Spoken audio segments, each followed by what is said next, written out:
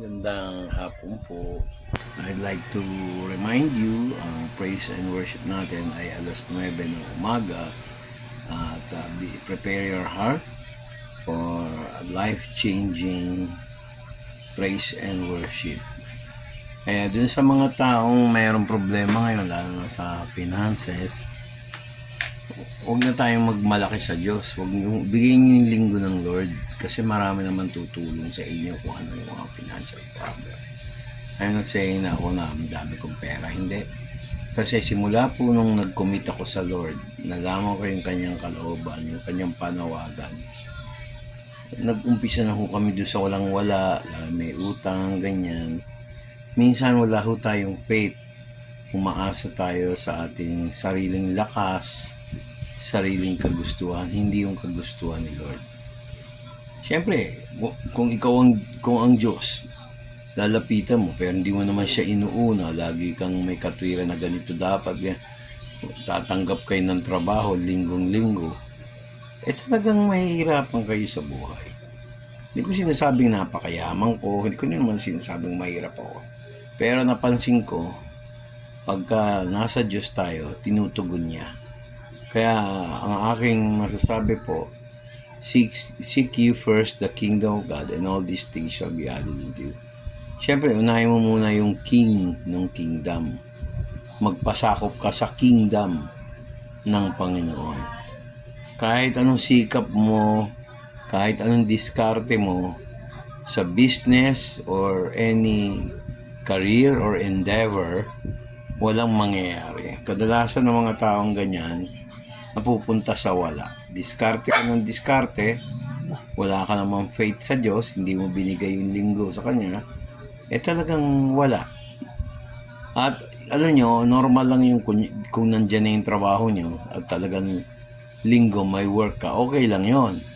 Pero kung sabihin sa akin na umaga hanggang half day, may work ka pa.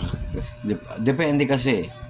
Pero kung ako kayo, bago nyo pagsisihan ng lahat, kasi mahirap mamalo ang Diyos no? Pagpapala, magiging pagpapalo. Hindi ako nananakot, talaga pong ganyan. Ngayon, titingnan po natin ang John chapter 12. No? Pakinggan nyo po itong John chapter 12, verse 48. Basahin ko, no? Kasi maraming nagre-reject, no?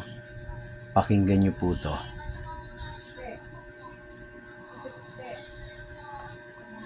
Tagalog po to. Ang sabi ni Jesus Christ, hindi ako nananakot kasi hindi ko naman salita to, salita ng Diyos to Si Kristo nagsasalita, ang Panginoon. Ang sino mang tumanggi sa akin at hindi tumanggap sa aking mga salita, ay mayroong isang hahatol sa kanya. Ito ay ang salita na aking sinabi na siyang hahatol sa kanya sa huling mga araw. So, maaaring ang dahilan nyo ay kailangan ko magtrabaho kasi kailangan ko ng pera. Kung ako kayo, hinahamon ko kayo, makipag-ugnayan kayo sa akin. Pumunta kayo dito sa church, lalo na kayong mga taga-amparo. Wala naman akong sinabing hindi nagkatotoo. Kasi yung sinasabi ko kasi hindi naman ganang akin yan. Galing yan sa Diyos. At hindi natin pinag-uusapan yung ikaw katoliko, yung isa protestante, yung isa born again, yung isa born against. Hindi naman tayo ganun. So, magkita-kita tayo bukas sa second floor, lot 19, block 26, Duhat Street, Barangay 179, dito sa Amparo Village, Caloocan. Magkita-kita tayo bukas. Ang umpisa po ng ating papuri at pagsamba at pasasalamat, alas 9 na po ng umaga. Paalala po, ibigay natin ang araw na para sa Diyos. Bye-bye!